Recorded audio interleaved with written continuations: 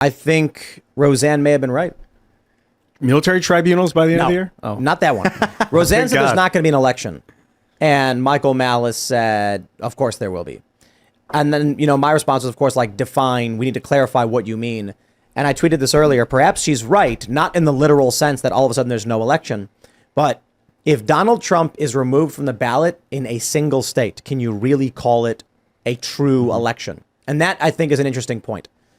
Everyone knows the front runner is Donald Trump. He's going to be the nominee for the GOP. Joe Biden, likely, unless something changes. It could change, but right now it's looking like Biden versus Trump.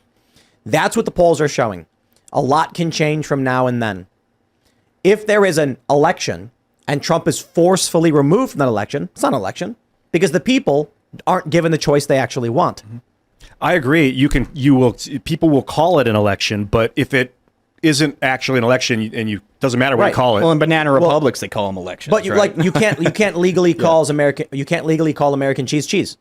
That's why the package says American pasteurized processed cheese product. We call it cheese. We ask for extra cheese when we put it on our burgers, but it is legally distinct from cheese. So that's a technicality I'm referring to. It is legally distinct from cheese. It in fact is. I love that. I like the comparison. What I really love is I'm a big fan of Home Run Inn Pizza. You guys ever have Home Run Inn? I don't think so. Where's that? Famous Chicago pizza brand. It's really good pizza. It's like a flat pizza.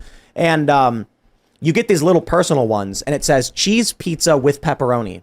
Why? Because they don't have the legal amount of pepperoni on them to be called pepperoni pizzas. That's funny. Right. So here's my point. There's a legal amount in Chicago. Yes. Wow. Not Chicago, I think federally. But here's my point. My point is this. Federal government at work. The left, the liberals, will remove Trump and then say, we had a free and fair election. And the right will say, our guy was removed from the ballot. How is that a fair election? And the left will just say it. Let me read you this part of this. This is crazy. Check it out. The co-conspirators. 1, an attorney who was willing to spread lies. They say false claims. 2, an attorney who devised an attempt to implement a strategy. 3, an attorney whose unfounded claims of election fraud, defendant privately acknowledged to others, sounded crazy. 4, a DOJ official. 5, an attorney. So there's, 4 attorneys advising Donald Trump. And they're like, that makes it a conspiracy. So then you've got, we're doing their jobs. Co-conspirator 6, a political consultant who helped implement a plan to submit fraudulent slates of presidential electors. What they're doing is they're saying it's false because the media said so, and the electors are fraudulent because they weren't elected, despite the fact Democrats had done this in 1960. They sent a slate of electors, they convened and did everything, despite the fact the state was awarded to the Republicans. They did it anyway. And then when it came down to the actual electoral vote, Nixon, the VP at the time, counted the Democrat votes instead. So when Donald Trump did exactly the same thing, now it's fraud. This is a clear sham, an attempt. This is the real conspiracy. This is the real fraud happening right in front of us. Donald Trump believed stupid things. Don't get me wrong. Donald Trump sought to legally remedy these things.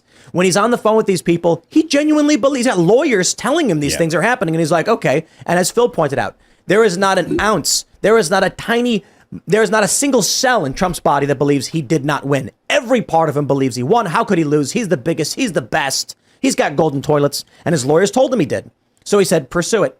They're going after him, claiming it's fraud. Can you imagine? Like, not only is the guy like really, really strongly prone to think that he won because of his ego, but then he's got lawyers that are like, "Yeah, dude, you're totally right." He's like, he's not going to be like, "Oh, everyone else is right."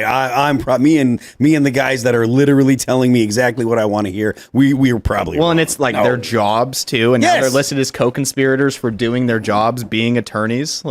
This is the craziest thing. They're indicting his attorneys for legally advising him. Yeah. I would imagine that if the attorneys believed what they were saying, then they're not committing crimes. Well, and attorneys, I don't think, have to believe what they're saying. I mean, it's their job to defend their client. Yeah. That's the entire point of it. I don't even think you legally have to believe, your client. I mean, murder cases, this is obviously different, but attorneys represent murderers all the time. Look at O.J. Simpson. He did it, but... he got off and wasn't murder. prosecuted. There are times for where you'll have a murder case where it's like you're getting charged with murder one, and the attorney will just swear up and down that it was just manslaughter, right? Like they knew that you killed him, but it wasn't intended. And, so details like that matter, and they're going to say whatever they need to say to get their client off.